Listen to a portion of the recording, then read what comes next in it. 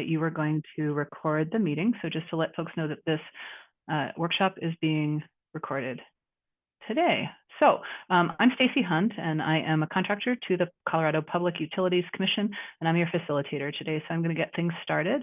So first, thank you for joining us. And Kelly, if you wouldn't mind sharing the slides, that would be awesome.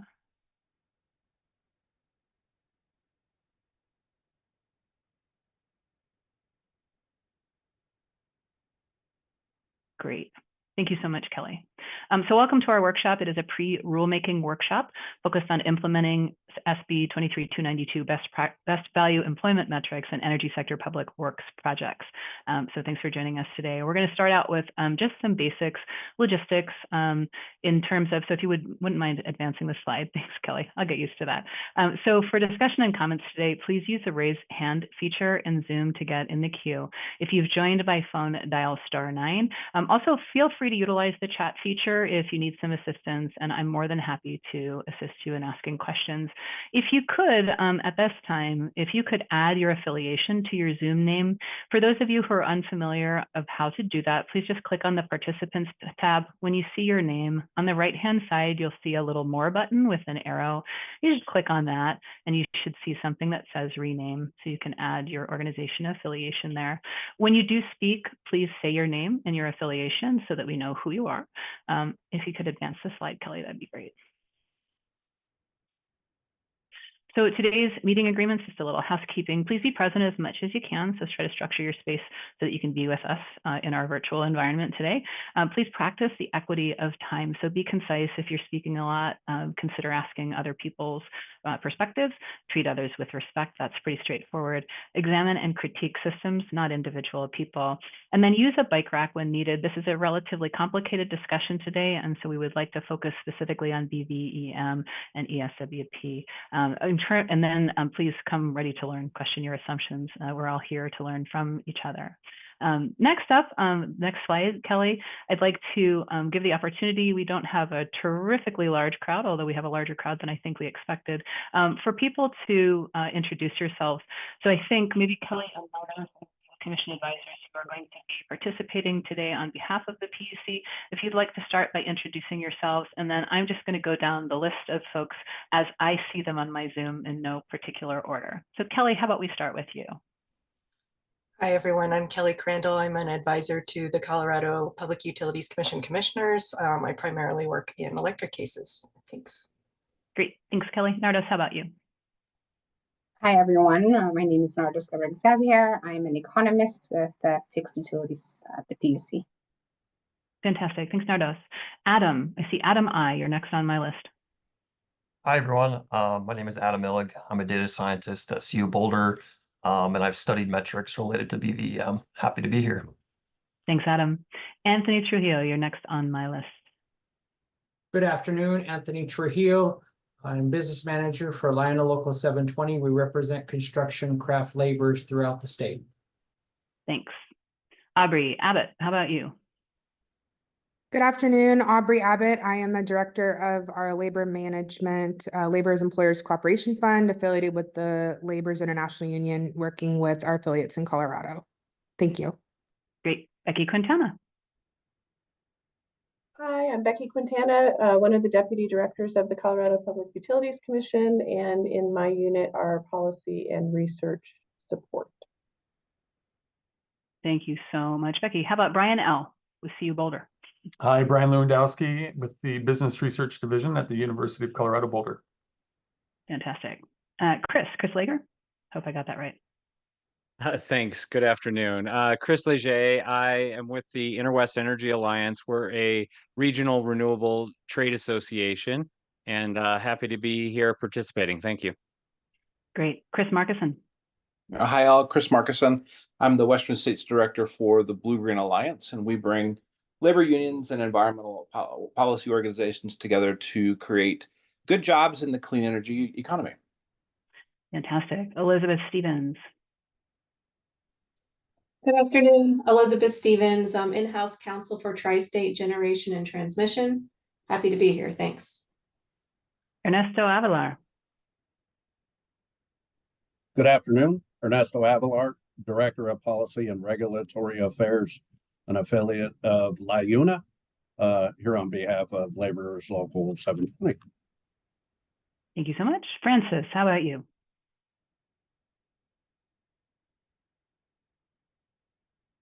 Oh, I don't know that we have Francis. We'll get back to you in a moment. Gerard Weston. Good afternoon. My name is Gerard Weston. I'm at Atmos Energy Corp. I am a senior rate analyst for the Colorado Kansas division. Great, thank you so much. Stacey, Harry. my mute button. Yes, Francis, I'm sorry. Thank no, you. it's my fault. Francis Concilia, I'm a lawyer with Concilia Energy Law and Policy, and I represent Pueblo County as well as some of the labor entities in various proceedings of the PUC. Thank you for having this. Thank you, Francis. And Harry Di Domenico, I hope I didn't destroy that. You did well. Harry Di Domenico, Regulatory, Colorado Natural Gas. We're a local gas distribution company in Colorado. Great. Jason Wardrip. Afternoon, everybody. I'm Jason Wardrip. I'm the business manager for the Colorado Building Construction Trades Council. I represent building trades unions across the state of Colorado. Great, thank you. And Jeremy Ross.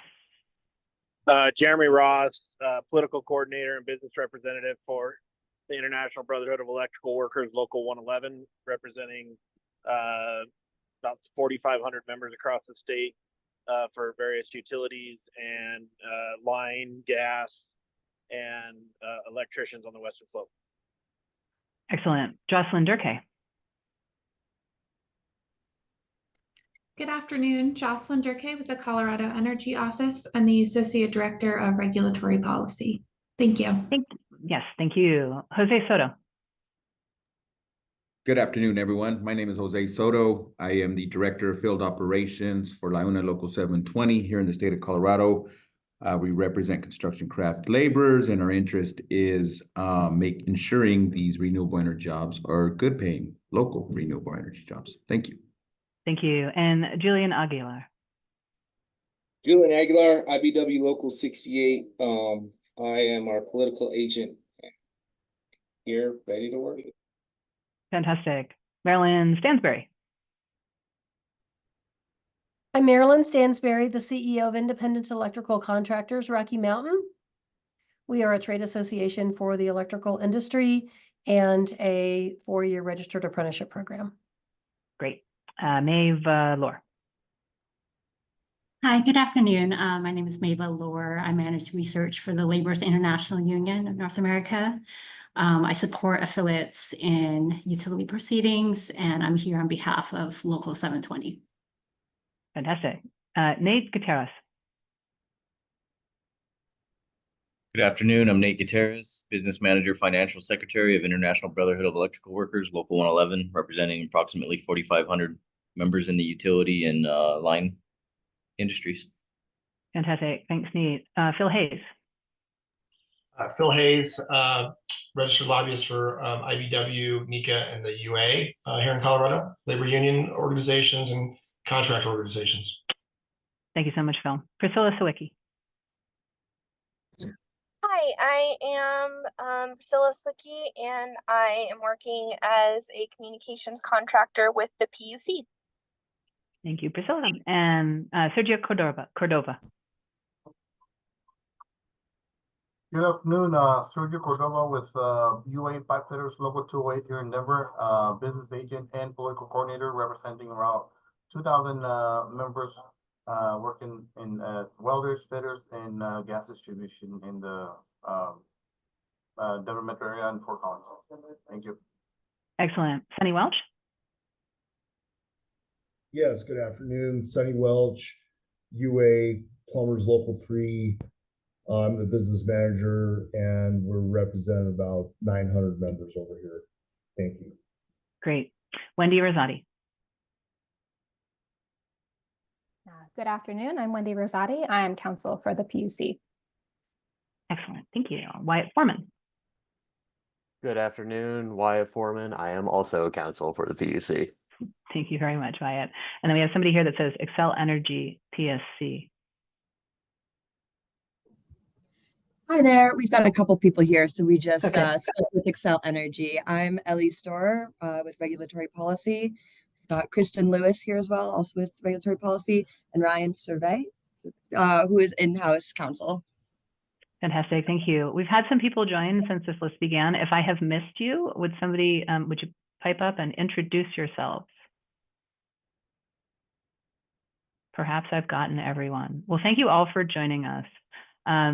Kelly, if you could advance the slide, we'll get into the meat of the workshop a little bit more. So a little bit of background for the workshop. The workshop is being led by PUC staff, not the commissioners, and it does include some straw proposals for discussion. The thoughts that you share today, and we'll talk a little bit about where we are in the process, but this is a pre-rulemaking process. So this workshop is intended to help the staff to advise the commissioners as they prepare for the formal proceeding. So the workshop will also discuss how you can provide input during that process, but today is a great start to providing input. To note, the staff can't provide legal advice and are sometimes bound by law not to share opinions with the public, particularly about pending adjudications. So if there's information that's not being shared, we will let you know and let you know why. Please avoid discussing ongoing adjudications at the PUC.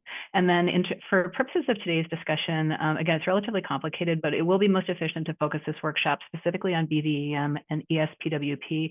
We'd like you to hold comments about other workforce or labor issues until the end of the session, and we may ask that those be taken offline to another discussion forum as well. If you could advance the slide. So the objectives and the agenda, you see the agenda on the right-hand side. We are intending here, the PUC staff are intending to provide an overview of the background and terminology for BVEM and ESPWP, just for context, so everybody's starting from a level playing field.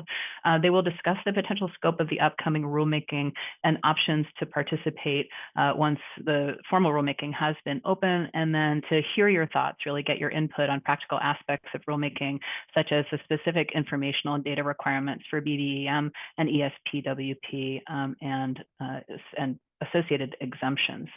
So that is just sort of the background and objectives. So if we could advance the slide, we will get into a little bit of background. Many of you know all of this, but again, we're going to repeat it just so that everybody's starting from the same place. We'll start talking a little bit about the PUC and the rulemaking process. So the PUC's mission, the Colorado Public Utilities mission, is to serve the public interest by effectively regulating utilities and facilities so that the people of Colorado receive safe, reliable, and reasonably priced services consistent with the economic, environmental, and social values of our state. Next slide. There are 8 industries that the PUC regulates: electricity, gas, steam, water, transportation, telecommunications, rail and transit, and gas pipeline safety. Next slide. And then this is a quick overview of the rulemaking process, again, that many of you are familiar with. You are here. It is a pre-rulemaking at this particular moment, so you're attending a stakeholder workshop, essentially, to gain your input as the advisors develop proposals for the rules. Again, this is intended to inform and gather information so that the advisors can propose rules. The rulemaking process is formal, and it begins when a notice of proposed rulemaking is issued to the public. The rulemaking is intended to establish requirements for all entities in a particular industry, so not one organization or another, but for all entities in a particular sector. The PUC may choose to run the rulemaking themselves, or they may delegate it to a judge. During the rulemaking, written comments will be collected, and at least one public comment hearing will be held where oral comments will also be accepted.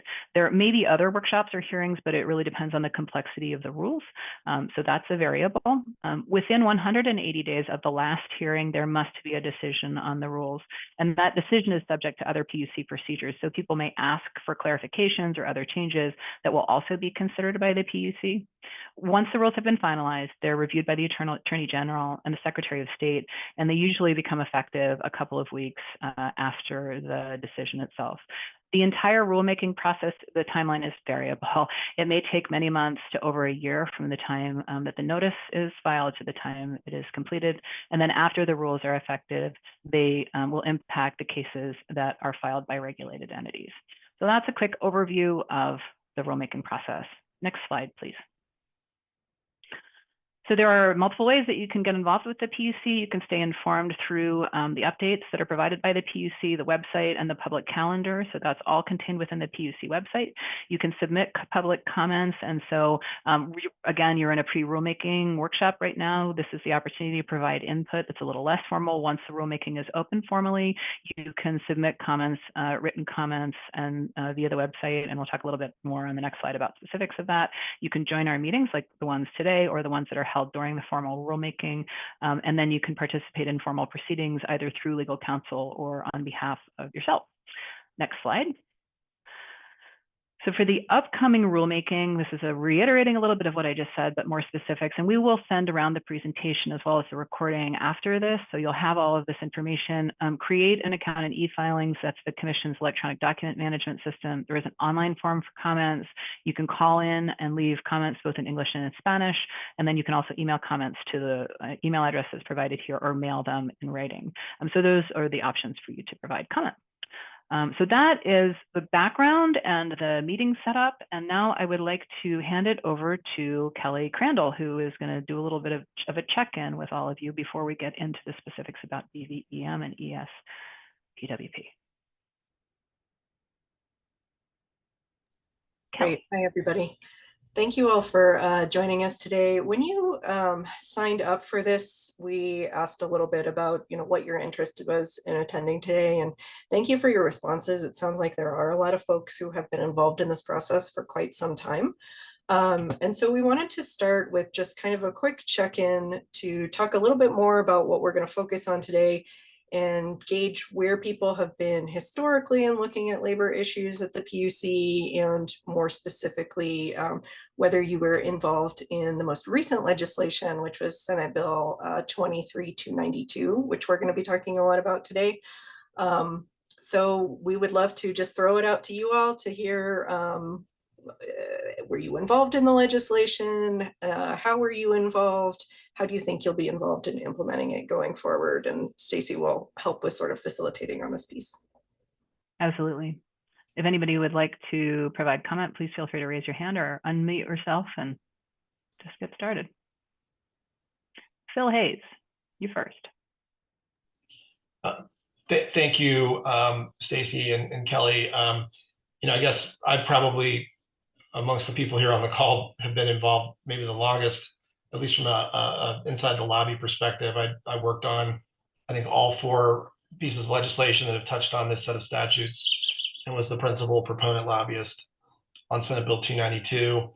Obviously, we're very interested in making sure this rulemaking is, implements the law correctly and as it was intended.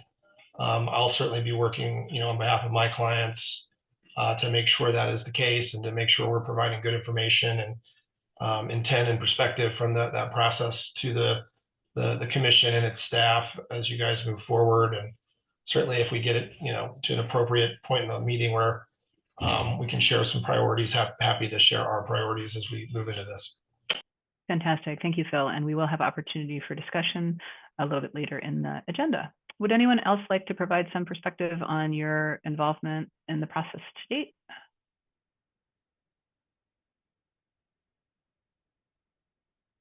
Chris Markison.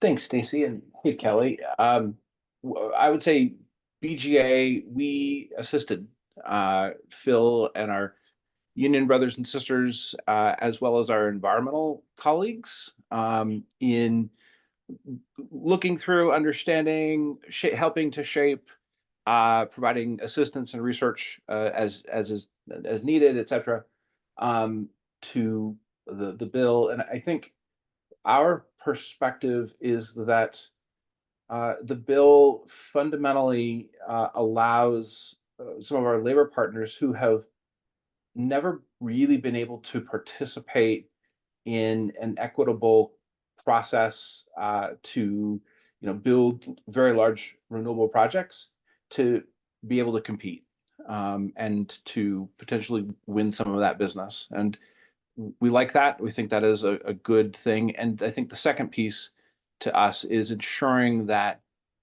any project in Colorado that meets the size and monetary requirements of 292 is going to be guaranteed to be eligible to access the federal tax credits without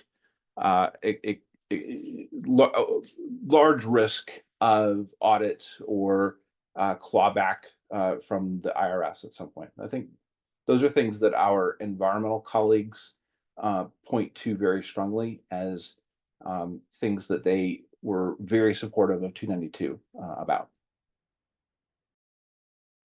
Fantastic. Thank you so much. Good input. Is there anyone else that would like to talk a little bit about their participation or interest in? Anthony Trujillo.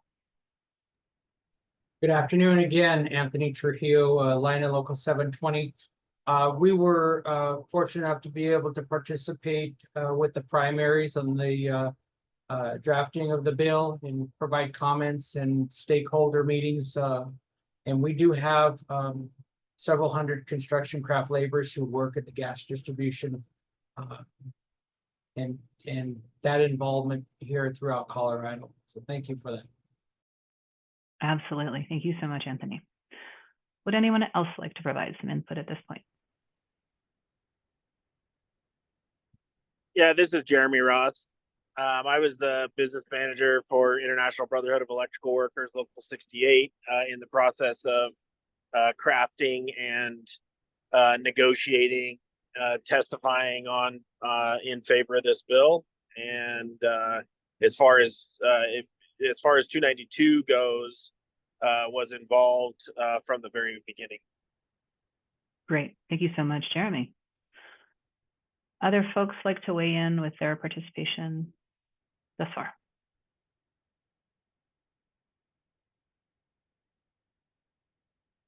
Okay, I don't see any more hands, so I'm going to presume, and there's opportunity to discuss later in the workshop as well. So I'm going to hand it back to Kelly, who is going to spend a little bit of time talking about the history of this particular process and of these two terms, and give a little bit more background that's more specific to this rulemaking. Kelly. Or Nardos. Actually, I'm not sure we'll which pass of it you to is taking Nardos, this. yeah. Sorry, Nardos. Good afternoon, everyone. So before we go into providing an overview of the rulemaking and our plans there, we wanted to provide some background information on some terms and procedures that we will be referring to throughout this presentation. These may be common to some of you, but we thought it would help everyone to kind of get these laid out in front of the screen. Throughout this discussion, we'll be referring to the ERP, the Electric Resource Plan. And for those of you who are not familiar with the ERP process, we've broken down different stages of the ERP process, as you can see. And generally, I'll be quick and kind of providing an overview of the process, but generally the application submitted by the utility to the PUC starts this first stage. It's where the utility provides its plans, electric resource plans, and provides information related to cost and labor-related information, and also information related to how it's going to proceed with its generation plans for the upcoming years. The next stage, which is a second part of this implementation process or planning process, is phase one, where the PUC staff and stakeholders provide an input based on what the utility has provided. And after looking at testimonies and potentially going to hearing if the case is litigated, the PUC issues a decision that approves, rejects, and sometimes modifies the plan and authorizes them to move forward with seeking bids for the different types of projects. The third stage in this process generally requires the utility to issue a request for proposals and evaluates data from bidders, and this includes kind of reviewing the costs, labor-related data, and also reliability that are associated with these projects that are being bid into. And then the fourth stage, which is the phase two decision, the PUC reviews how the utility implemented the plan or how the utility would implement the plan, and issues a decision that approves, rejects, or modifies the utility's preferred portfolio. In this phase 2 decision or process is generally shorter than the phase 1 process, but this is where the utility provides an overview of its bids and its decision to proceed with the projects that it's picked out. And then the final stage is the ongoing reporting stage. The utility provides an annual reports on annual reports on the projects that have been selected and its implementation plan. New ERPs are filed approximately every 4 years unless the utility asks for an extension. Next slide. Another proceeding that we'll refer to frequently throughout this presentation is the CPCN, or the Certificate of Public Convenience and Necessity. Similar to the ERP, there are multiple stages to this application and implementation review process. That it starts with an application to the PUC, where the utility submits an application addressing the facilities that it proposes to build, where it will be, and the cost associated with the project. Following that process, that application, the PUC reviews answer testimonies and other types of testimonies that may be relevant, and potentially may go to hearing if it's litigated, that the PUC issues a decision that approves, rejects, or modifies the application for these projects. The third stage in this process is the utility performance, where the utility moves with the generation, transmission, and distribution projects based on what the commission has approved within the CPCN.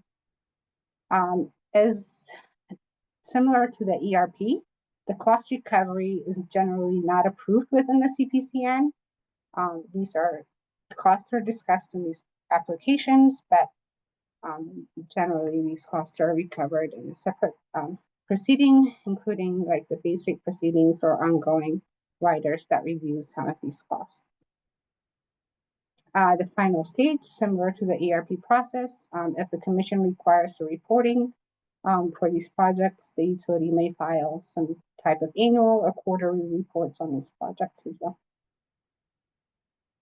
Next slide. I think we've already noted these in the chat and we've talked about them, but we thought it would be good to put them on the screen. We're going to be referring to BVEM and ESPWP throughout this presentation. BVEM stands for Best Value Metrics, and ESPWP stands for Energy Sector Public Works Project. So the BVEM requirement, I think most of you are familiar with these, that was created to require public utilities, energy developers, and the PUC to consider labor-related issues when bidding and selecting projects. The BVEM has evolved over the years in the past decade. We've kind of outlined the years that major changes have happened. That the statute initially passed in 2010, requiring PUC to consider employment metrics when evaluating ERPs, so specific to electric resource bands. But this was expanded to CPCNs in 2014, and there have been updates over the years that have changed how and what metrics are presented in ERPs and CPCNs. In 2022, the Colorado Office of State Auditor reviewed the Commission's implementation of BVEM and discovered that the Commission does not always receive sufficient information from utilities on the potential projects that were being submitted to the Commission, and there were insufficiencies in terms of the reviewing process and what was being provided by the utilities or the contractors. I think based on this auditor's recommendation to improve the implementation of BVEM requirement, the Commission committed to developing rules to ensure that BVEMs are available to the Commission when it makes a decision to approve ERP or CPCNs. This, as we will discuss later in the presentation, in addition to addressing the requirements set in SB 292, the rulemaking will address the commitments made to improve BVEM implementation following the audit from 2022. Next slide. Thank you. This is just another overview of BVEM and what's covered under BVEMs. BVEM requirements have primarily been applied to the two applications, the ERPs and CPCNs that I mentioned earlier. And I think the BVEM requirements have, as I mentioned earlier, have evolved over the years. But currently the requirements is updated in SB 23-292, obligate utilities to provide data on several categories as they are listed on the right side of your screen. These data reports include trainings and apprenticeship programs, utilization of Colorado labor, availability of long-term career opportunities, industry standard wages and benefits, utilization of workers from traditionally underserved or DI communities, and support for Colorado-based manufacturing. The two that were added as a result of SB 23-292 were the utilization of workers from DI and underserved communities, and also the support for domestic-based manufacturing. So those two data requirements are new. Next slide. So in addition to improving BVEM implementation in this rulemaking, we will also be addressing new requirements per SB 23-292 in regards to ESPWPs. At a high level, the project is determined to be an ESPWP. If the project is determined to be an ESPWP, there must be material construction contract terms covering apprenticeship programs and prevailing wages. So those two are required for a project to be, if a project is determined to be an ESPWP. Alternatively, if the project has a PLA or project labor agreement, or other exemptions, or meets other exemptions that are outlined in SB 23-292, 292, we will they will be exempt from providing those requirements that are outlined in 292. Apprenticeship programs are registered with the Department of Labor's Apprenticeship Office, while prevailing wages are assessed and developed by the Office of State Architect, or OSA. Apprenticeship Colorado is generally responsible for the oversight and registration of apprenticeship programs. It's a new office and maintains certified contractors lists and verifies contractors in applicable occupations. OSA, on the other hand, ensures prevailing wage compliances.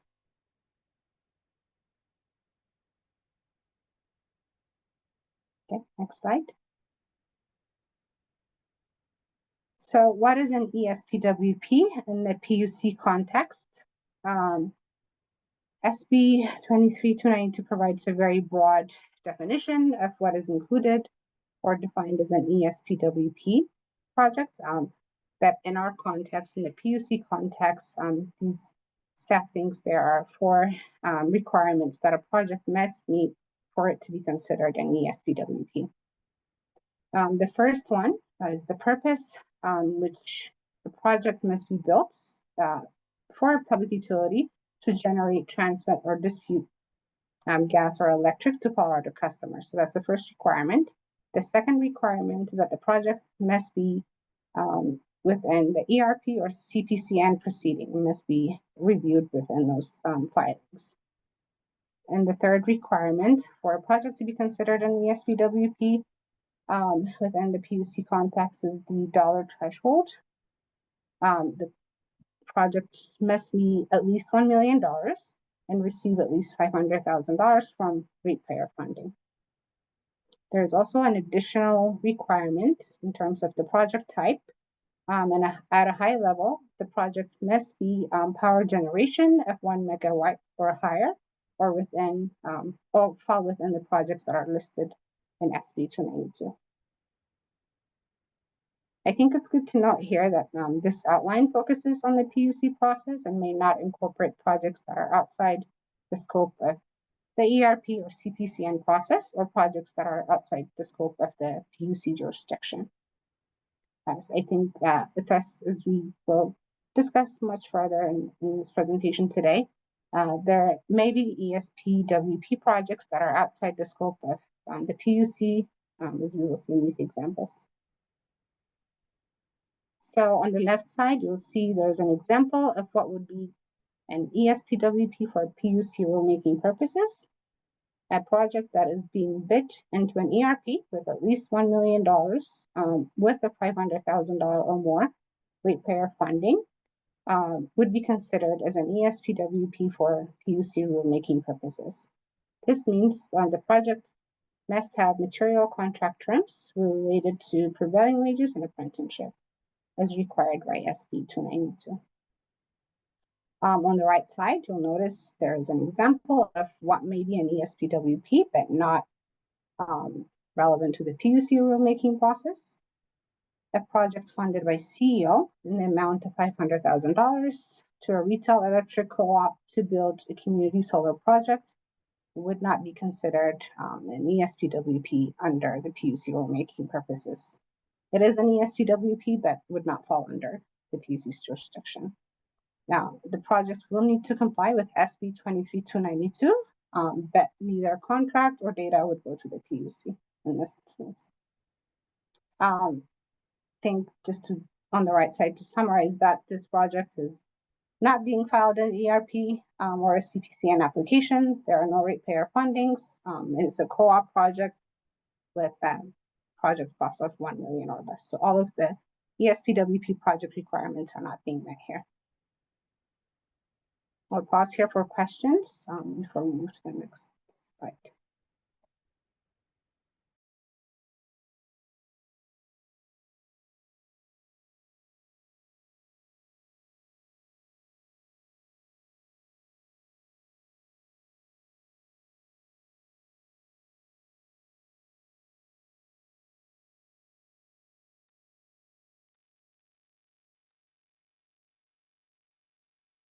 And for those of you who have just joined, if your name is not showing up correctly, if you wouldn't mind changing your name, right-hand side of participants, if you click more, you can rename yourself. Hi, this is Mava. I have a question.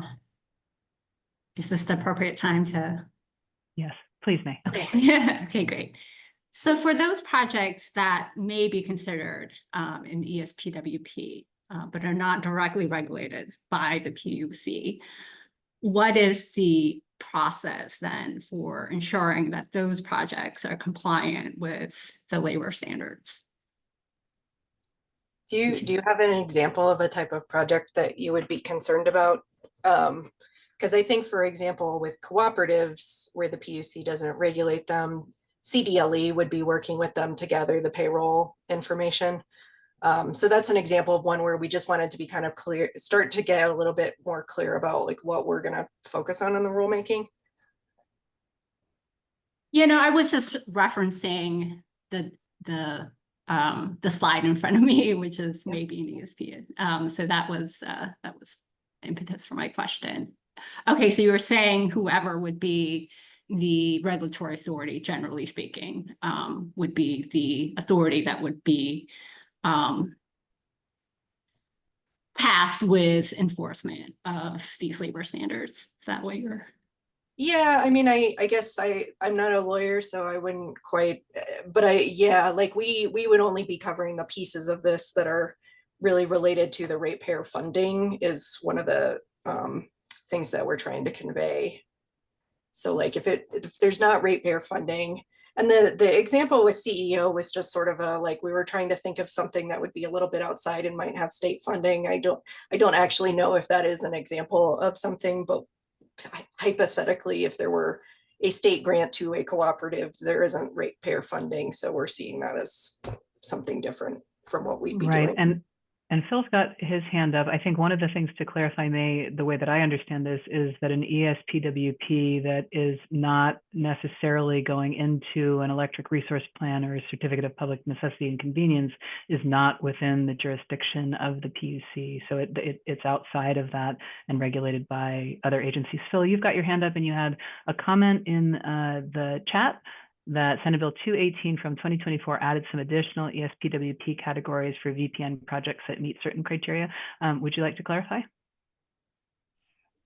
Yeah, mainly just a flag for the team here. You know, obviously new legislation is updated all the time, but you know, I see Ellen Kutzer and some other folks who worked with us on that bill. I just wanted to make sure that the references in the slide deck that it only applies to CPNCs and ERPs. That's sort of just technically not true now that that new law has passed. So that's just something you guys should research and account for. And then just to add a little bit to your answer back for you, May. You know, each under current state law with the state prevailing wage laws, you know, this whole bill sort of sits on top of the existing state prevailing wage. And so literally if the project initiated either with direct funding or you know, grant funding or even a tax credit that amounts to over $500,000 from the state, it's the State Department that would be responsible to ensure that the proper reporting was done. I do think that, you know, separately from this process, we should probably have a dialogue with the state, you know, departments and make sure there's individual, you know, points of accountability there. Good. Thank you, Phil. Kelly and Nardis, did you have any clarifying questions for Phil? Yeah, I was just pulling up 218 because I have reviewed that, and it seems like the issue is still the approval through the CPCN or the ERP process, and like a CSG doesn't generally go through that, right? Like a community solar garden. And I think maybe we could, well, yeah, and I'm seeing a comment from Ellen on capturing the new 218 rulemaking or requirements.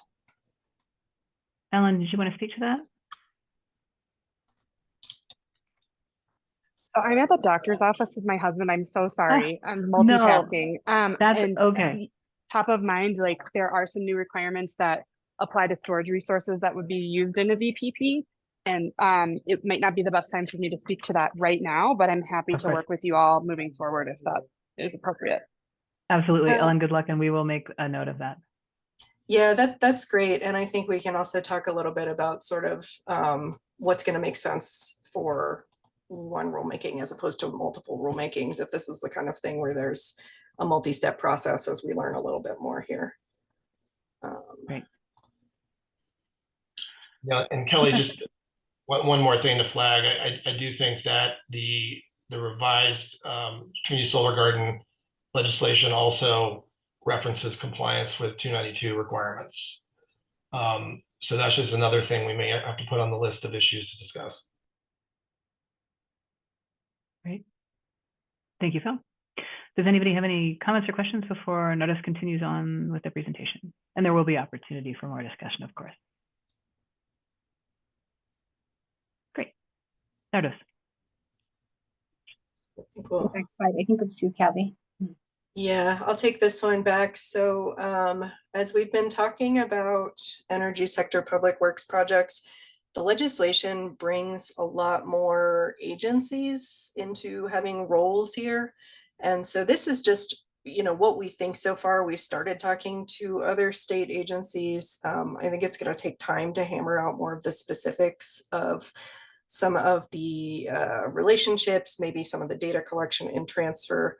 But just thinking of a hypothetical electric resource plan, an example would be a utility is going to submit an electric resource plan application that has model contracts that meet the energy sector public works requirements. Part of that involves using apprenticeships off of a list maintained of qualifying apprenticeships by the Colorado Department of Labor and Employment's Apprenticeship Colorado team. Prevailing wages are generally going to be calculated by the Office of the State Architect in the Department of Personnel and Administration. That's then going to be used by the utility contractors, subcontractors, and then collection of the actual payroll information will go into the Division of Labor Standards and Statistics at the Colorado Department of Labor and Employment, and they've developed a high-level guidance document, but as far as we know, they haven't received any actual data yet. And so that's going to be kind of an error check on the data that they get. And then ultimately, the legislation does set up another audit the PUC would participate in a few years. And so there's going to be, what the PUC has approved and then what CDLE has collected in terms of payroll data. So we're seeing, there are likely going to be multiple agencies with different areas of expertise involved here. We don't enforce their actions. We're trying to figure out a way to work together, and we would love through this process to be hearing from you all on how we can make this efficient and clear. But we're generally seeing our role in a lot of this is helping to make sure the right contract terms are in place and the flow is set up so that these other agencies can be doing the collection and reporting.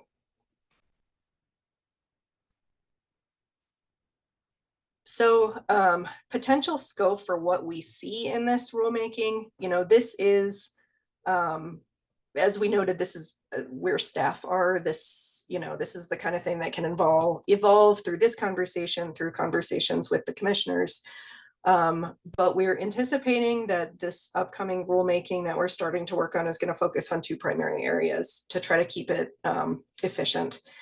The first would be the follow-up from the 2022 audit that the PUC received. So that's going to be about clarifying the actual best value employment metric requirements and making sure there's language that's very clear about how this gets looked at in decisions. And then from Senate Bill 23292, we would be adding the new best value employment metrics.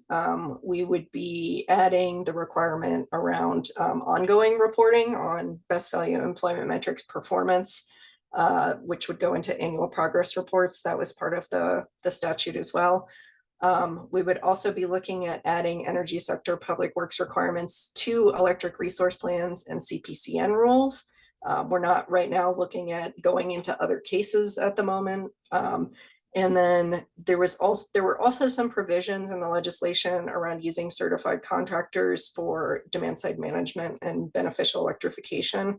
We're not currently looking at covering that in this rulemaking.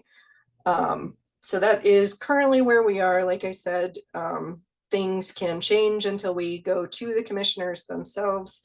We're not currently anticipating proposing any other labor or workforce development topics. As for timing here, we are thinking that it could be as early as the end of July. It might stretch out later than that. It's really kind of contingent right now on everyone's schedules, and particularly the schedules of the three commissioners and when they are getting comfortable with the rules. So I will pause again here for any questions on those last two slides before we move into a little bit more discussion. Feel free to raise your hand or just unmute yourself and start talking. I do have a quick question. I've been looking through the resources that you had linked, Kelly. Is this slideshow available for us to view outside of the meeting to fill in notes? It is, Priscilla, and I would be happy to provide that while Kelly is presenting. So I'll throw it into the chat for you. Thank you. Yep. And Phil, I'm seeing some comments from you. I think those are a little bit more generic because I don't believe those are things that we innately know. Those are CDLE activities. But I'm wondering if those were maybe reminders to your clients for, you had talked about like maybe a broader conversation with the state.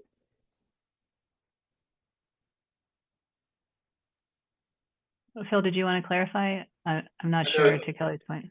No, thank you. I was trying to be brief in my, in the text of a chat, the context of a chat.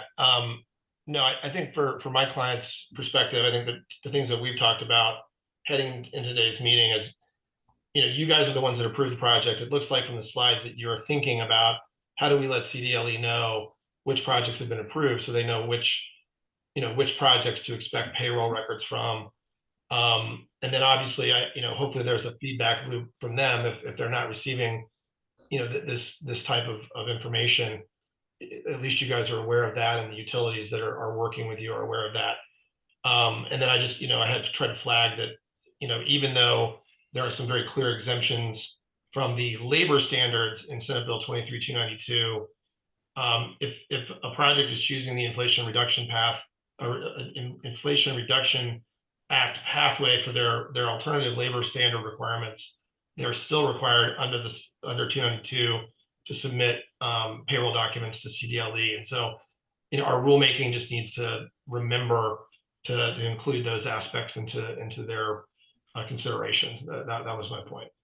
Yeah, and I think to your point about does CLE know which projects? So that is one of the reasons we want to do this, move forward with the rulemaking to make sure they have a little more clarity around which kind of things they should be expecting out of PUC processes, and so that it's clear going, moving toward another audit, what is actually covered here. I don't know, I think this will be interesting. I don't know if CDLE is going to actually participate in this proceeding. I think it will be interesting to try to figure out some of these mechanics, and we would very much welcome actual proposals either before or during the rulemaking on how do we create these flows of information? Because we don't have any precedent for doing this sort of thing in the PUC. Yeah, makes sense. Does anybody have any additional comments or questions? I know that Kelly is going to get into some very specific discussion topics. And again, obviously, if there are more general comments or questions, we're more than happy to field those as well. I will flag one thing. In our discussions with Treasury, the federal Treasury, they are very interested in working with states and have seen SB 292 as a thing that they are very interested in talking to you folks about, in ensuring that their audit proceedings for big energy projects that are claiming the federal IRA tax credits, they do think that there's a role for Colorado to help reinforce or help ensure that projects, by looking at sort of payroll records, are seen as best examples, or things that limit the potential risk of not being in compliance with the federal labor standards on those.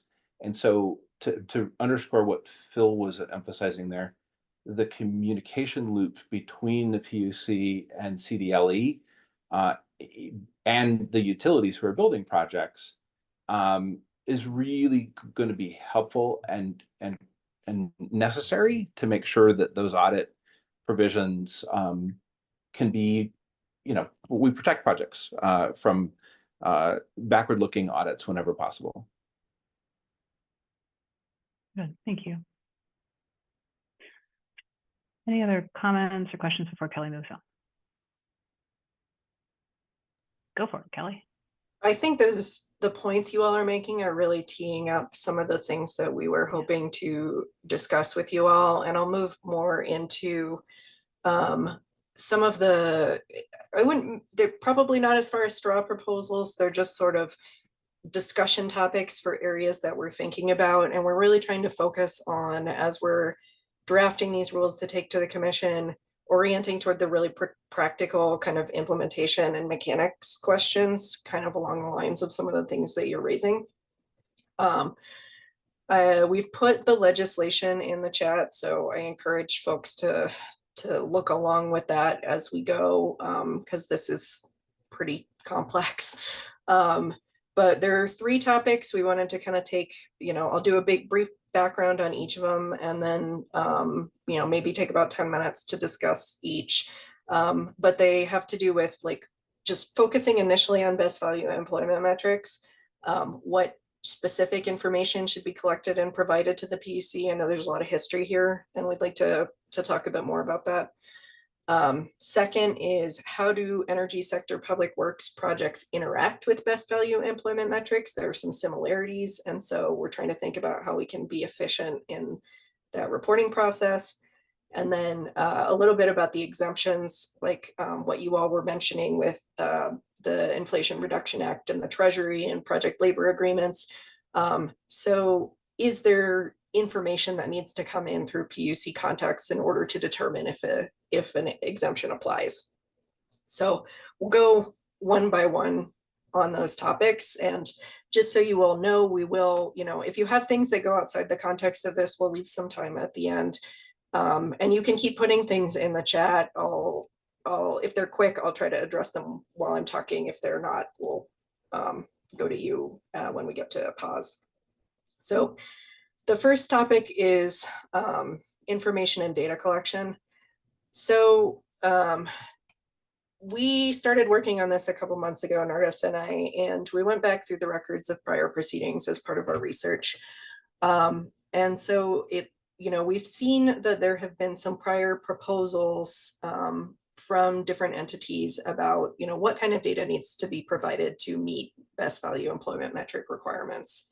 And it was also raised in the audit that, the requirements weren't always consistent. So just as an example, in a prior proceeding, which was the 2019 rulemaking that I think some of you all were participating in, there were proposed rules that specified in a lot of detail what needed to be provided for each metric. So for example, the statute says a best value employment metric is addresses the availability of training programs, including training through apprenticeship programs. So that's what the statute says in the rule.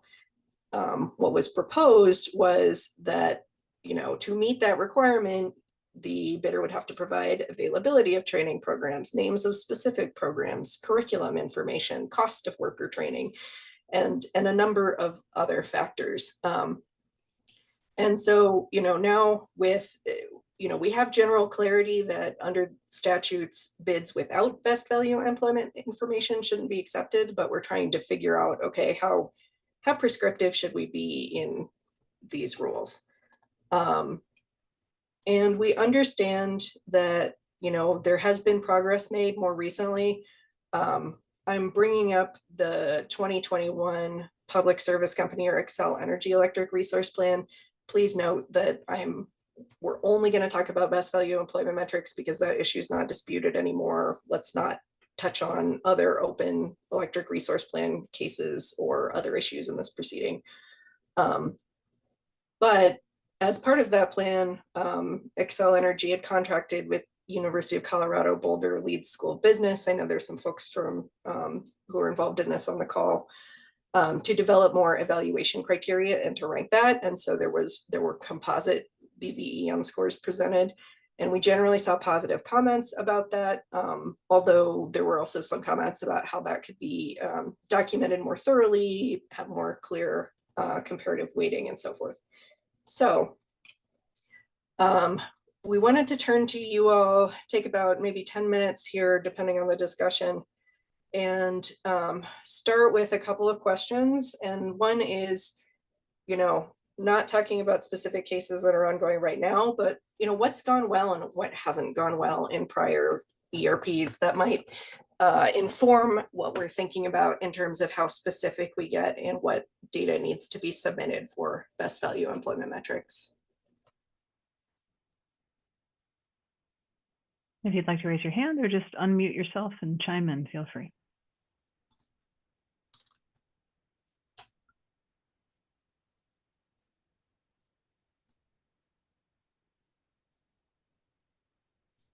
I'm taking a long pause as the possibility that no one has input to this particular question at this moment. If you think of something, we can always come back to it, and there's opportunity for additional comment throughout the rulemaking. Give it another minute. Looks like somebody, Francis, has provided some information in the meeting chat. Francis, if you would like to speak to this, please unmute yourself. Otherwise, I can paraphrase. My concern about this conversation is that, in my opinion, it's ignoring the failures that have occurred for 15 years by the Commission on implementing BVEM. And I was responsible for some of them when I was a commissioner, and it just doesn't seem to be getting any better. In fact, this statute and what we're talking about, the complexity, is seeming to add all sorts of bureaucratic structures and bureaucratic denials to the process. And labor is not going to get what they've really been entitled to since at least 2010. And I don't understand why. I mean, the ultimate power that the PUC has is that bids are going to be rejected if they don't comply. Now, in the past, when I was on the commission, those bids were many times confidential. I understand that, but some of these terms did not have to be confidential, so nobody really knew what was going on. And I think if the commission makes it clear that if subcontractors or the companies, the utility, don't comply, it's going to be rejected, a lot of these problems go away. And that's my suggestion, what you should be working towards. Now, I understand that relationships with other state agencies and the federal government are complicated, but I don't understand why you can't use the same process that you used for emissions reductions and clean energy plans. CDPH participates on a limited basis and they have to certify certain things. Why can't the Department of Labor also participate and have to certify things? The approach that I hear being discussed here seems to be an obsessive way of distancing the PUC from having any responsibility for implementing BVEM. Thank you, Francis, for your input. Kelly, did you have any comment or question for Francis? Yeah, I was thinking of a couple things. I mean, I think to your point about bids being rejected if they don't comply. I mean, that's my understanding under the statute is that's what needs to happen, and what we're more talking about is what do you have to demonstrate to show that you comply? Because I think you know, there's sort of the general language in the statute saying show there's training, and then there's a more specific option of saying meet these check these boxes to show that there's training, right? So is that kind of getting at your concern about the reject, I think we want to know around what parameters rejection can happen other than they don't provide any data. I'd be draconian because I think that once the subcontractors get the message, they're going to do their best to comply. But I think that some of them have in the past played some games. Okay. Thank you, Francis, for your input. And Phil, thank you again for your thoughtful input as well. Are there additional comments or questions related to this particular discussion point? Yeah, I just wanted to kind of echo Francis's concerns. I know that in the past, when we've been in proceedings with BVEM, that has been the concern, is that information is confidential. And so there's not even on our side kind of an understanding of, what are these, not only, is the project going to comply, but what are these BVEM metrics? So the plan is then to make all of this information public.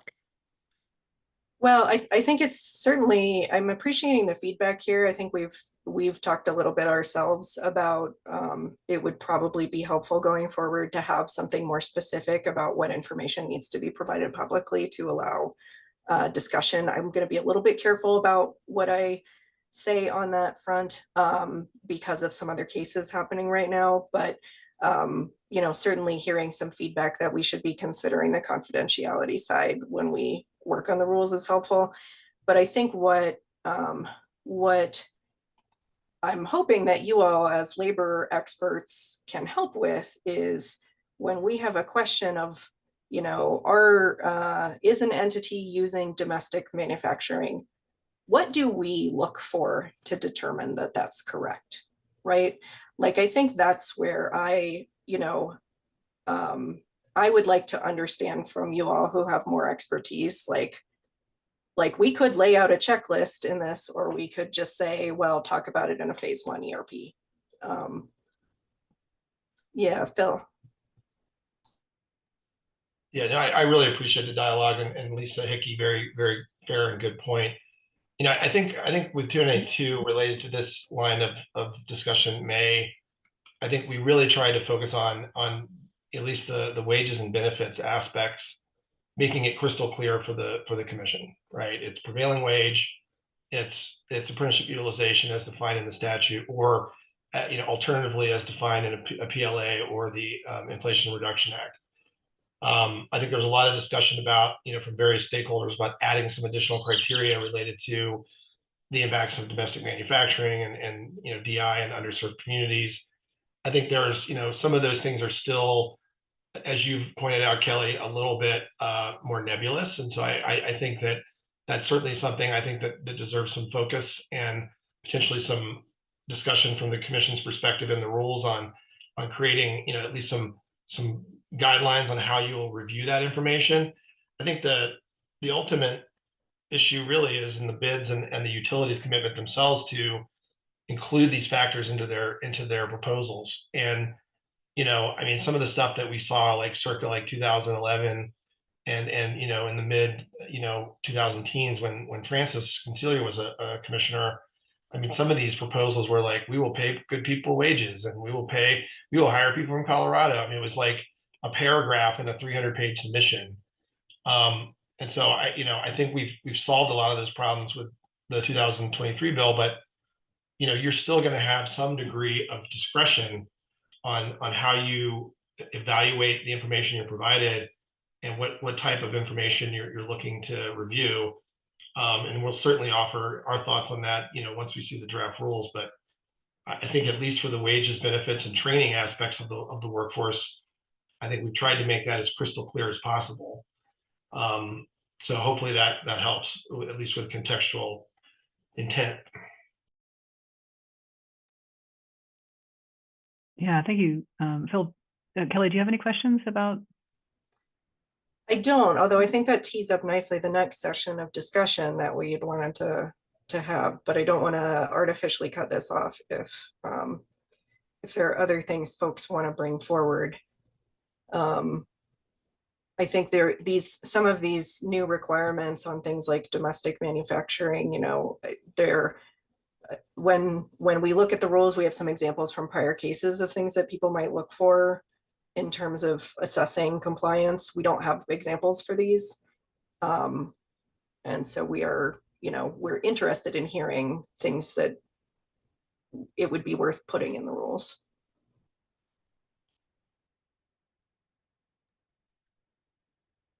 It just so happens that so our federal partners who are navigating the same with the domestic production tax credits for energy projects and DOE.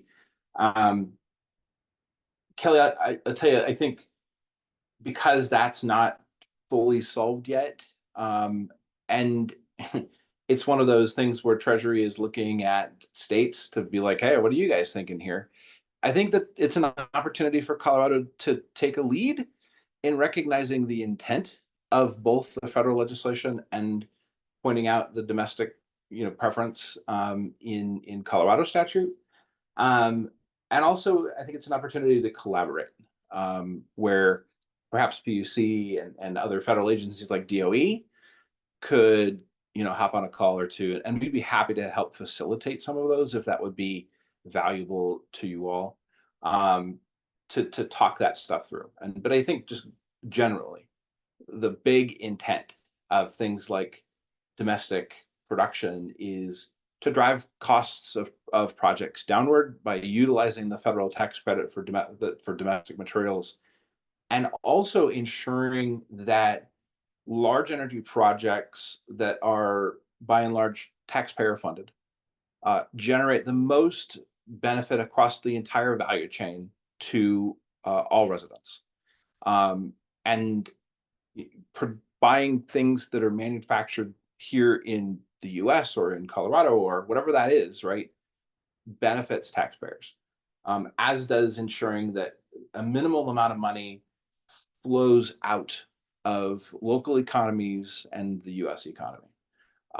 And so, like, with that sort of large lens to things, exactly how we do the metrics of ensuring these things are done, I think will be a collaborative effort to arrive on a good solution. Great, thank you, Chris.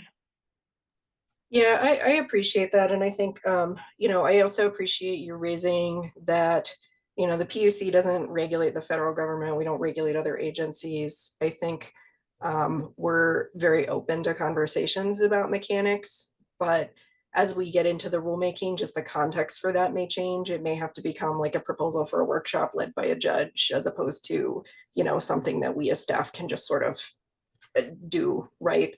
So I think that's worth thinking about, and just seeing what ways can get really specific information into this so that we can get good process. Fantastic. And Phil has a comment, and I will, for the sake of time, maybe we can take Phil's comment, and then I know we've got two rather meaty topics to discuss after this. Phil, would you like to speak to your comment?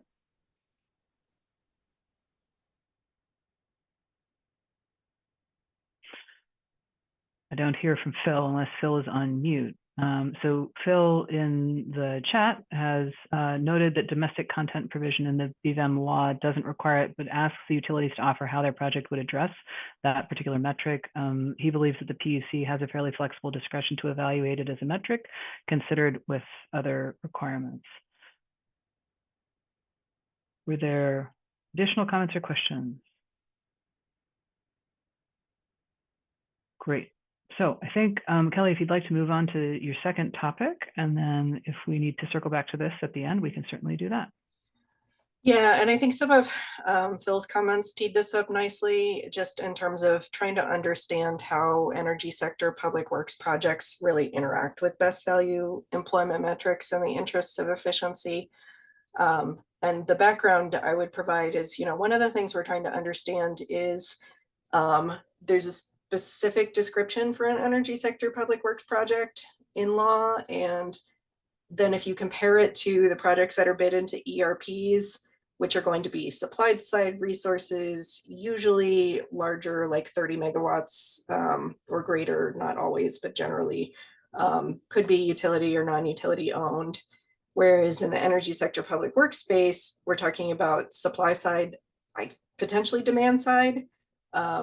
There are funding levels, and we're talking about small, like could be smaller projects. So like 1 megawatt or greater instead of 30 megawatts or greater, for example. So we're seeing, you know, overlap in projects, but trying to understand that a little bit better. I think you all were, again, kind of teeing up this discussion, but so for example, you have kind of trying to figure out if the projects are the same, and then there's similarity, but not, you know, precision between the requirements. And just as a staff person implementing legislation, that's the kind of thing that I look at, because I need to assume that there was an intent to that distinction, right? So with best value employment metrics, you would have projects bidding into ERPs. So say a wind power purchase agreement, where the utility has to obtain from the bidder and provide information on the availability of training programs, including training through apprenticeship programs registered through the Office of Apprenticeship. And then in the energy sector public works project space, it says if the project is an ESPWP, the contract itself has to have a material contract term requiring that apprenticeships, registered apprenticeship training programs that meet certain graduation requirements be used. So not precisely the same for defining projects, not precisely the same for defining the requirements, but a lot of similarities, as you all have been sharing. And so that is one of the issues we wanted to really talk to you all about. Is if I were creating a Venn diagram, it looks like all projects bidding into ERPs are probably energy sector public works projects, but not all energy sector public works projects are the kinds that would bid into ERPs. And so trying to understand if that's your perspective, or there are examples of a kind of project you could think of that might be in a utility electric resource plan that wouldn't be an energy sector public works project.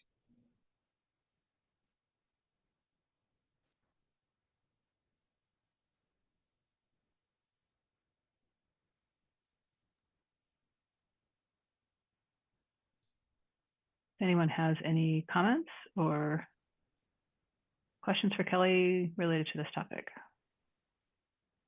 And to lay it out a little bit more, a reason we wanted to ask is to understand. So say say a utility has a model contract that it puts out with an electric resource plan, and that model contract has terms that specifically require prevailing wages and apprenticeship programs, like an energy sector public works project requirement. Does that mean the bidder has met the requirements of best value employment metrics if it signs that contract? And I'm seeing Francis put in the chat, you know, a kind of a question on the variation there. But I'm, you know, we have 2 out of 4 best value employment metrics that relate to providing information about industry standard wages and apprenticeships. We have 2 requirements on energy sector public works projects that relate to industry or prevailing wages and apprenticeships. Is agreeing to meet the energy sector public works project requirements the same as meeting the best value employment metric requirements there? Yeah, this is Phil. I can provide at least a little context on the negotiations and over the legislation in 23. And I know Ellen Kutzer, she sounds like she might not be available, but you know, she was part of that discussion, as were several of the other folks here on the call. I mean, a couple of these things really are trying to tie into the level of thresholds that we saw in the Inflation Reduction Act.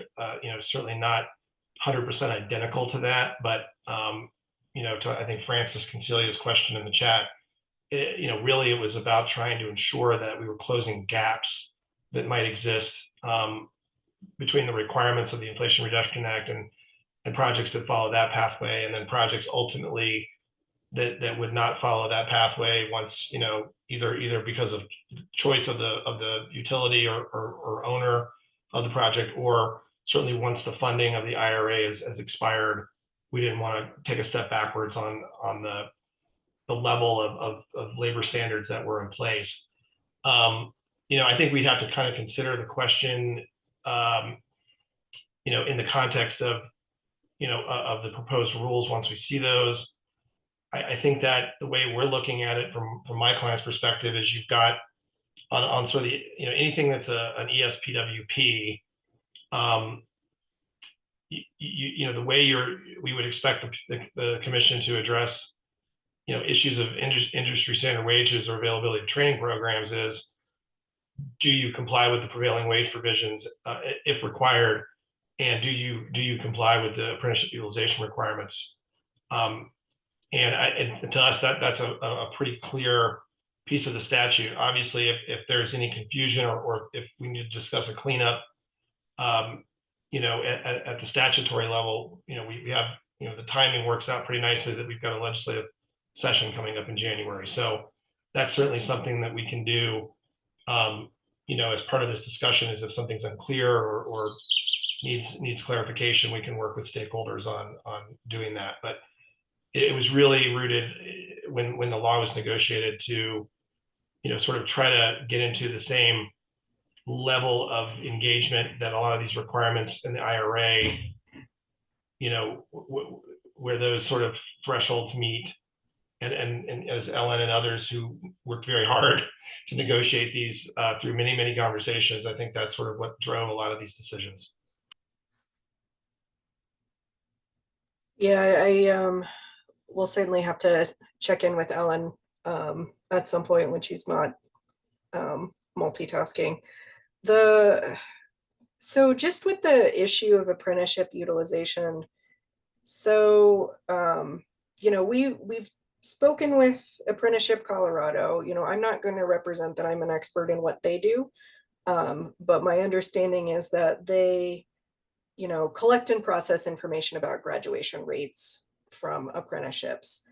I mean, I think something I'm trying to understand is, you know, is there a document that you can print from the Apprenticeship Colorado website as a bidder saying, this is the apprenticeship I use, Apprenticeship Colorado has verified it? Like, is that I want to try and get the expertise in the right places here as we're thinking about the flow.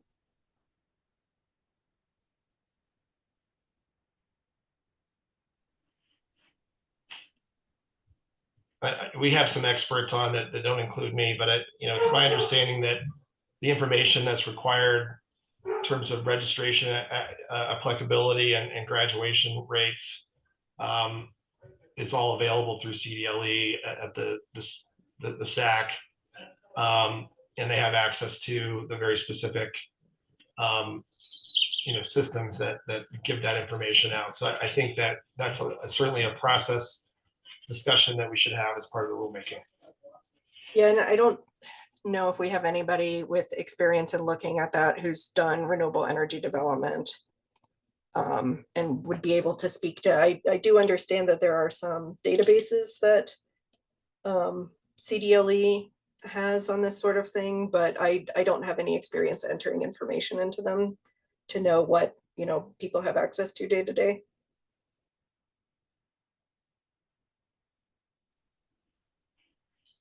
Yeah, I mean, I think that falls into the bucket of, is there a data loop that exists between PUC and CDLE on issues that include this question?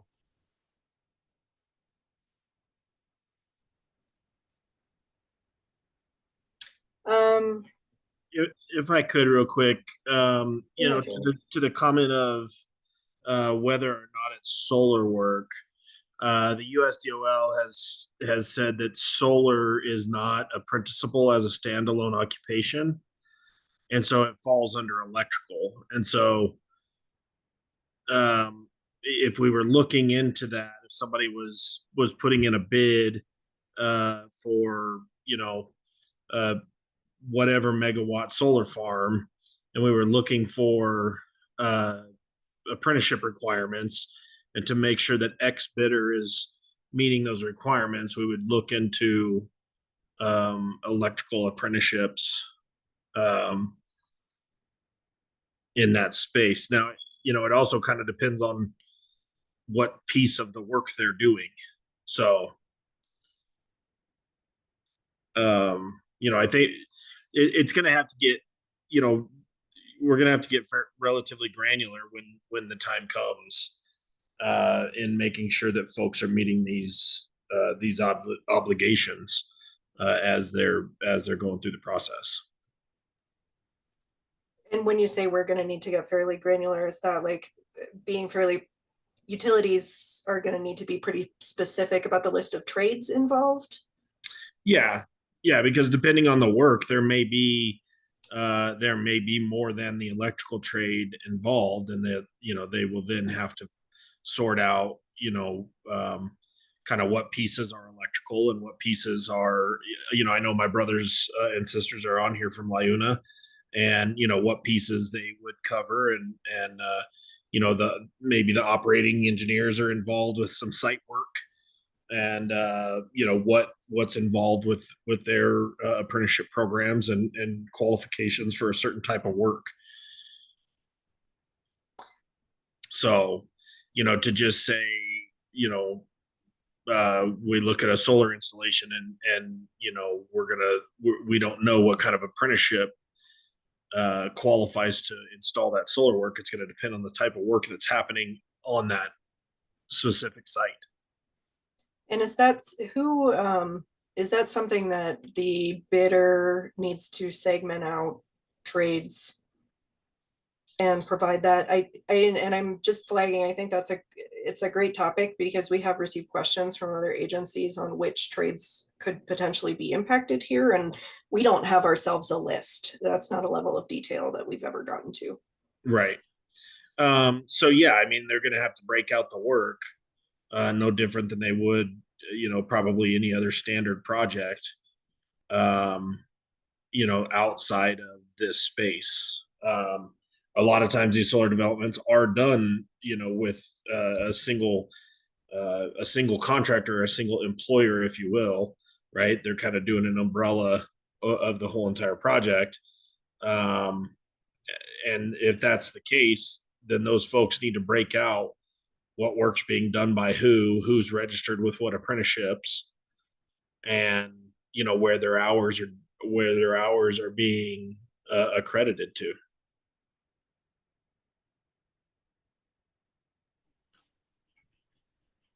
Yeah, and Kelly, if I can add to Jeremy's comment, I mean, the thing to remember here is that there is a state prevailing wage for every single job classification that exists in construction. And so, you know, and there's also, you know, fringe and training contribution rates that are all part of this requirement. And so the PUC is never going to have to evaluate, like, are people being paid exactly correctly? That is up to really, you know, the accountability mechanism we set up through CDLE, through the certified payroll records, and also obviously through any complaint process that would go through the wage and hour division at CDLE in the event of a violation or a member or worker feeling as though they're not being paid correctly.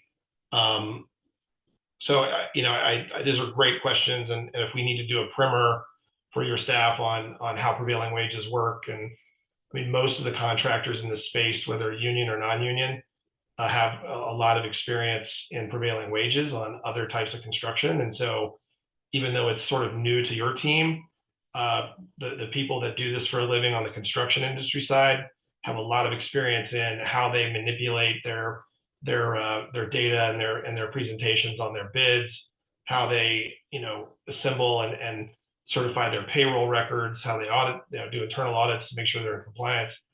You know, we're not going to be able to watch every single person or every single contractor, but you know, I'm confident that as long as you guys are comfortable with the process and we can help educate, and I'm sure others on the call can too, this is not something that is going to, you know, force you guys to set rates or be checking rates of wages and benefits and things like that. It's very clear in the law that they have to follow the existing state prevailing wage law. And so that's really, I think, going to be the key piece. And you know, it's going to be up to the utility and the PUC to make sure that, you know, they've outlined in their bid that these are the trades on the project, and we're paying prevailing wages and using apprenticeships to qualify under the statute, and they're certifying that they're doing that. And if they lie, they're gonna have challenges. They're gonna get in trouble. Thank you. Yeah, that was sort of my thinking too, was, you know, CLE collecting the payroll, CLE or CDLE would be the one actually doing that look, and not us. I do think that the more folks can be just specific about data issues, documentation, flows as we move into this, that would be helpful. You know, certainly we've gone back through the records of older cases. But I think, you know, particularly as we're seeing changes with new, you know, Apprenticeship Colorado's, I think relatively new, about a year ago, and things like that, I think it's going to be productive and efficient, I think, to have as much information as can be provided about mechanics in this. Hello, Jose Soto here with LaUna. Yeah, I just kind of wanted to follow up from Jeremy's comment and just making sure that, you know, we do have the involved and necessary trades at the table, you know, and maybe having the commission or the utility outline those trades so we all know, you know, because the last thing we want is for them to comply with, let's say, one apprenticeship program and get through, and then the rest of those trades are coming from other states or other areas that aren't compliant. So, you know, we kind of see that a lot with some of the past projects where they're using maybe union electricians, but for the construction labor side, they're coming from day labor places or from other states to do the construction labor work. So just trying to make sure that we capture that as well.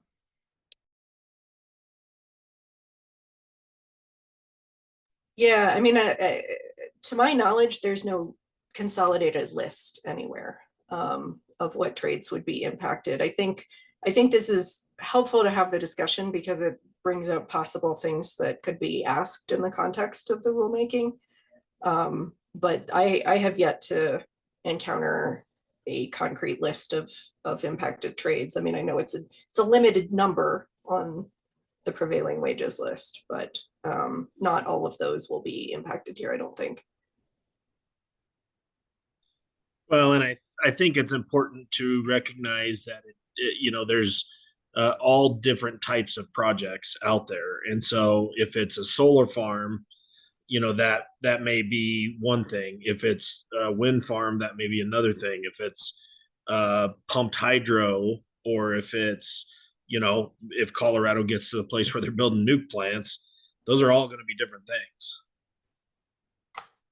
right? They're going to impact different folks.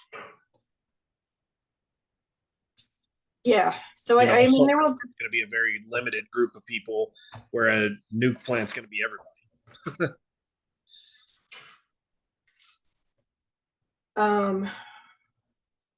I'm just seeing where we are on time. I think I might take us into the next discussion topic, which is a little bit about the exemptions, because we have you all on the phone who have some experience with the Inflation Reduction Act.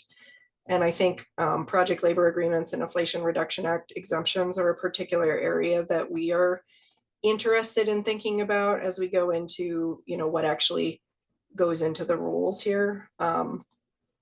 So this is not a perfectly precise list of exemptions, but I mean, generally for best value employment metrics, you know, the commission can waive that if there's a project labor agreement. There's a longer list for energy sector public works projects, including project labor agreements, work performed by utility employees, complying with the Inflation Reduction Act, and then some other exemptions around, you know, types of projects. So, I mean, we kind of think, again, these are similar in terms of, you know, probably things bidding into an electric resource plan, unless we see changes, they're not going to include beneficial electrification or demand side management at this time. So, you know, we think these exemptions are generally pretty similar.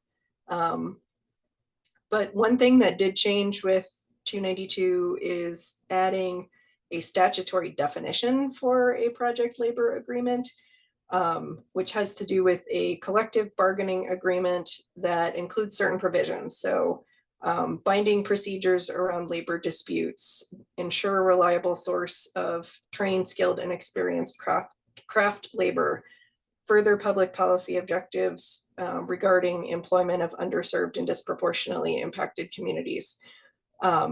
So, you know, I personally am an advisor. I haven't been a party in an electric resource plan proceeding for quite a while now. But my observation has been that it seems like in the past there were some situations where maybe just the existence of a project labor agreement was considered compliance with best value employment metrics. I think we'd like to understand the implications of this step now, and, you know, having something that's a little more specific here. And so we were thinking it might be helpful to start a little bit just in terms of, you know, how are project labor agreements currently created and enforced? Are they used frequently in utility projects or not?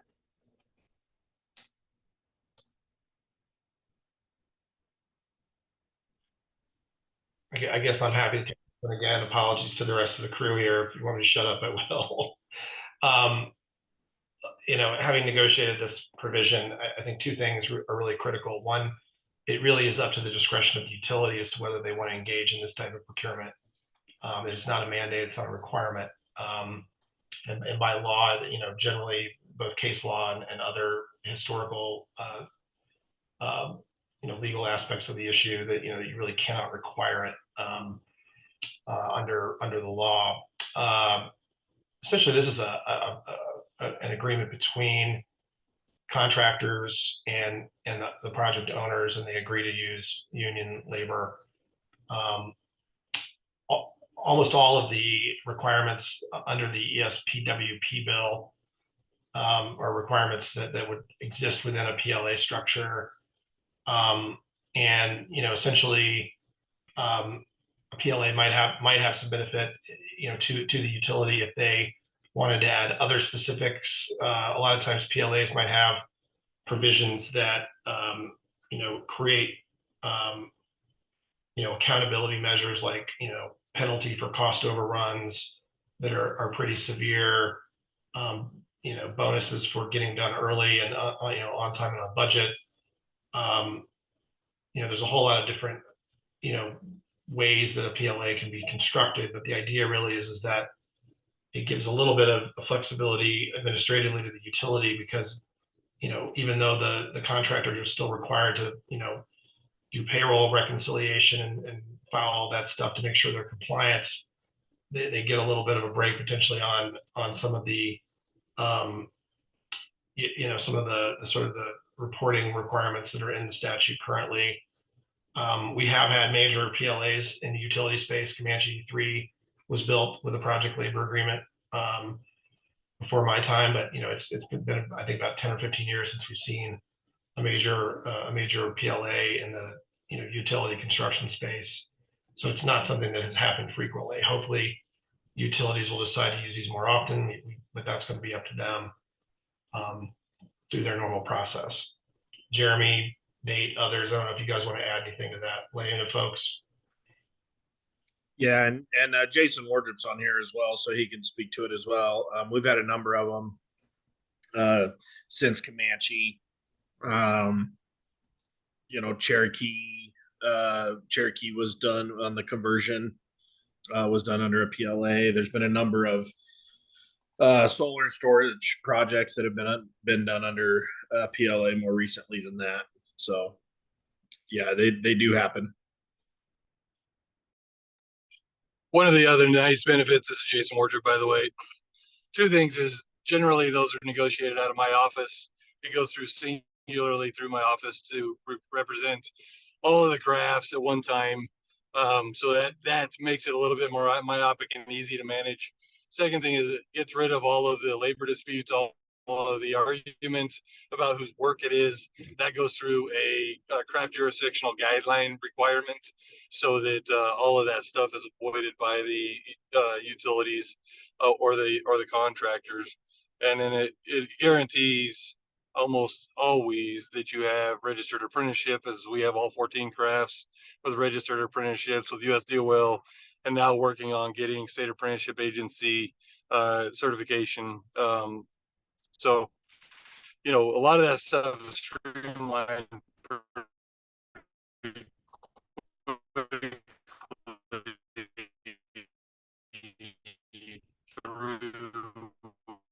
Jason, I believe we're losing you. If you can hear me, I think your cell phone. Labor agreement that makes it a serious benefit. The wages and benefit packages are covered. Past reporting to. Hear me now. Jason, we lost you for a bit there, so I think we missed some of the substantive content, unfortunately. That's okay. I'm just right here by the old Stapleton tunnels, if anybody remembers that. Yeah. Sorry about that. So it just streamlines a lot of the processes that Phil's laid out as the BVEM, so that there's not a lot of complications for the utilities or the contractors, and has registered apprenticeship, wages and benefits, things of that nature that you don't have to go searching for with having a project labor agreement. So I'll just cut it short in case I lose you again. Yeah, thank you all. And that was precisely one of my questions. So is it required by law anywhere that a project labor agreement addresses things like apprenticeships, or is that more just common practice? It is more. Oh, Jason, I think we lost you again. Jason again. I think I can play cleanup on a little bit of that. It's the practice of a project labor agreement. It's really about a negotiation that happens before the project between typically the building trades in any certain area in the country and any project owner. So in this case, it would be one of the utilities and building trades would have that negotiation on the front end, and those are just things that are inherently practice of a PLA.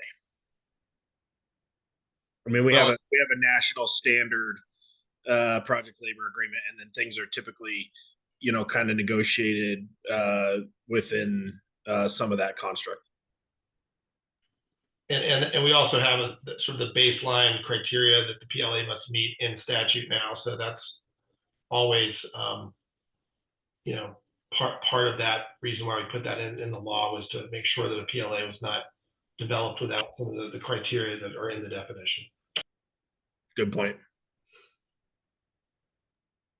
Great. Kind Other of a- comments? Go ahead. Oh, go ahead. No, it looks like Ernesto has raised their hand as well. Yeah, I would just like to reiterate what the rest of the folks are saying, is that with a PLA, it does create labor harmony, but it also takes care of the monitoring of the project when the project is going on as well, which is something outside of the commission's kind of control, so to speak, other than what's being submitted on behalf of the permit. This also allows us that are boots on the ground to pay attention, who's also performing the work to make sure everybody's in compliance. And then in addition to, if there's any tax subsidies or anything like that, takes out all the uncertainties as well by signing the PLA. Great point, Ernesto.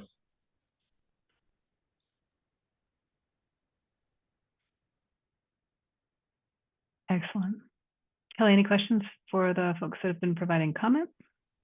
Well, this has been really helpful, and I think I have kind of similar questions around with the Inflation Reduction Act, just in terms of the similarity of what might be required at the federal level versus what's required for an energy sector public works project. And so if someone is seeking an exemption under compliance with the IRA, how different is that from what they would have to do and if they were not seeking that compliance? And I'm seeing some comments from Chris in the chat.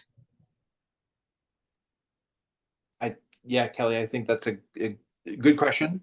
And from our reading, the IRA basically points directly at PLAs as a best practice mechanism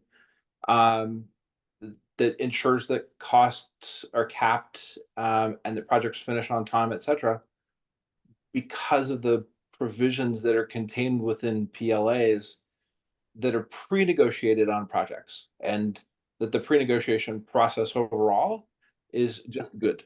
And folks, the DOE and IRA tax credits strongly encourage them whenever possible.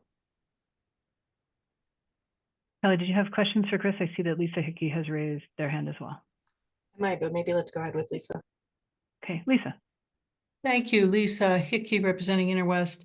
And these folks are the experts, but I want to point out the important guidance issued by the Internal Revenue Service implementing the IRA, which is very detailed and talks about an entirely different set of compliance. PLAs are one route path to compliance with the IRA. Compliance with all of those IRS regulations are another, equally compliant with the IRA.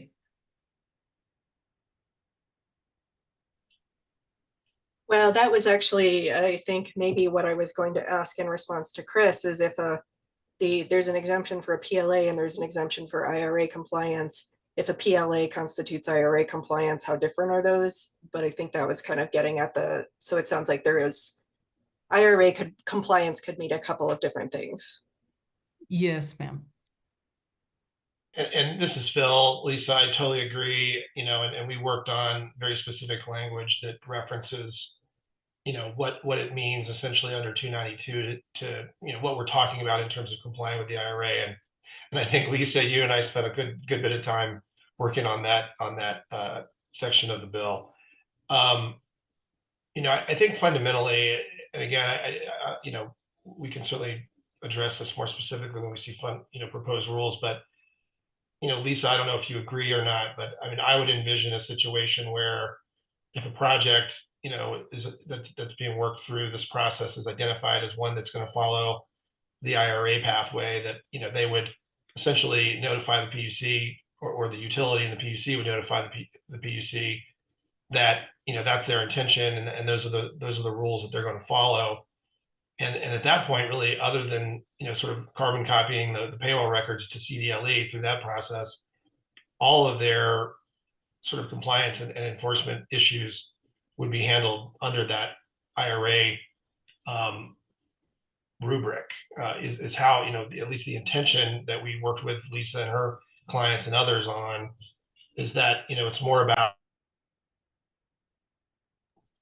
making sure the PUC understands that the project has chosen that alternative pathway, not the state statute pathway, and then just making sure that from your oversight role that is in fact happening.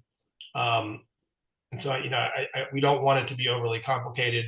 Part of the intent, working with Lisa and her clients was to, if they're following that pathway, we want to keep them on that pathway and not saddle them with a bunch of other things. But and so that'll be something that I think we should all look at carefully. Once you guys get to the proposed rules of what what happens in the event that someone says, "Hey, we're a project that qualifies as an ESPWP, but we're going to follow a PLA, or we're going to follow the Inflation Reduction Act pathway." Just making sure that the utility and the PUC both have the ability to confirm that that's all on the up and up and following the law. And yes, to respond to Phil, I think that is right. And the reporting goes to the CDLE. The utility and the PUC recognizes that attestation, I guess, as part of the bid. Right, and I think, Lisa, as we discussed, during the negotiation, certified payroll records are part of the federal compliance already. So this is, I'm not saying it's a simple process, but these are documents that are already being assembled to comply with the federal process. And so this is almost for lack of a better phrase, Lisa, sort of CCing the state CDLE on these records. Exactly, which is exactly what we talked about, to recognize that that is being done and therefore not duplicated elsewhere.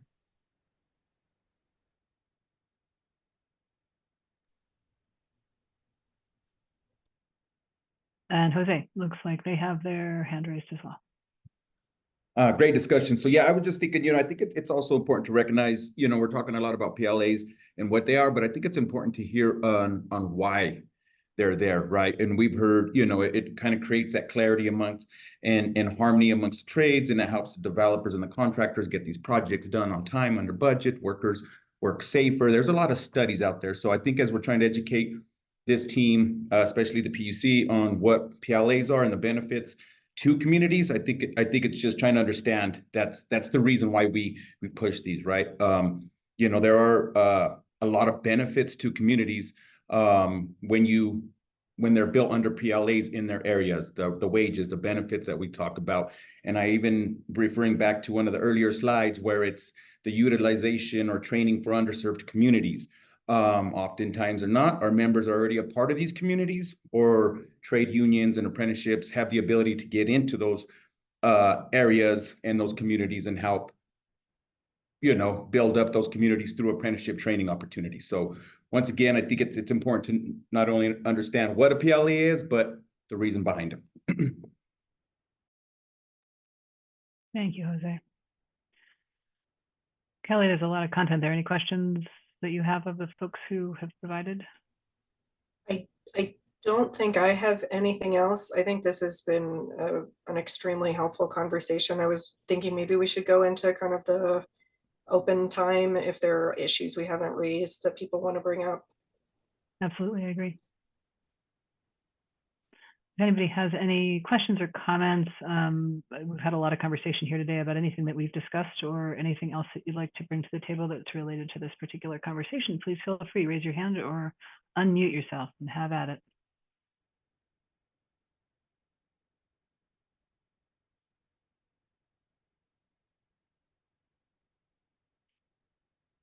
I'm going to take the silence the possibility that no one has any additional comment at this moment? I have a feeling there will be more as this process proceeds.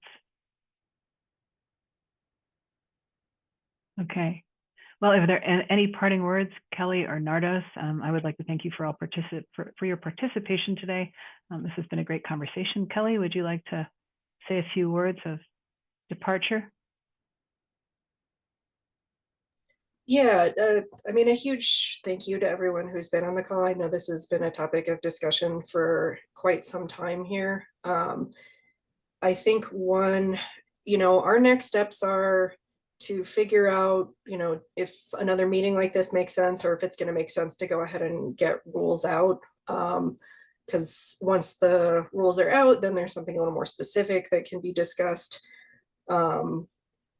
If we were to set up another meeting, everybody who's on this call would be invited again. But my sense is that we may be looking more toward trying to get the rules out sooner rather than later. And just when that happens, this structure changes a little bit.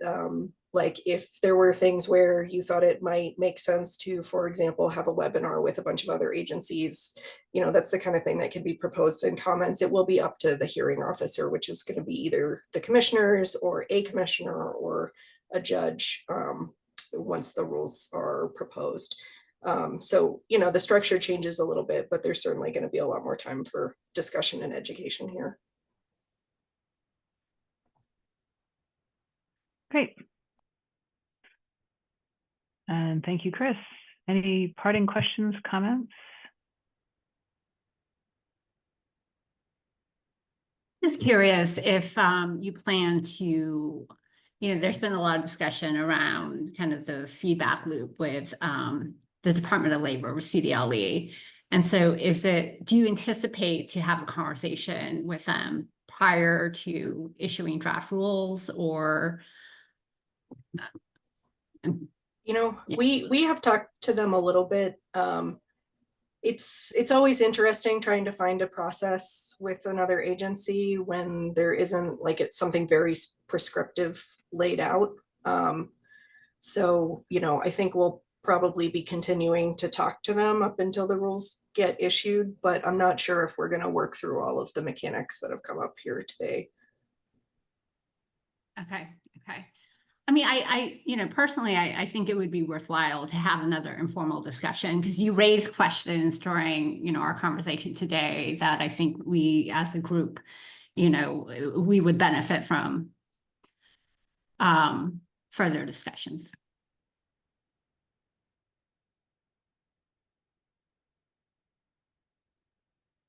Great. Any other parting questions or comments? And thank you, May.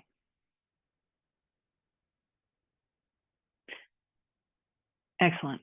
So it is 4:52. You get 8 minutes of your lives back. Happy Wednesday and the rest of the week to everyone. And thank you for your participation. We will circulate the slides as well as the recording post-meeting, and feel free to reach out to Kelly or Nardos, whose contact information is provided on the final slide, if you have any questions or comments.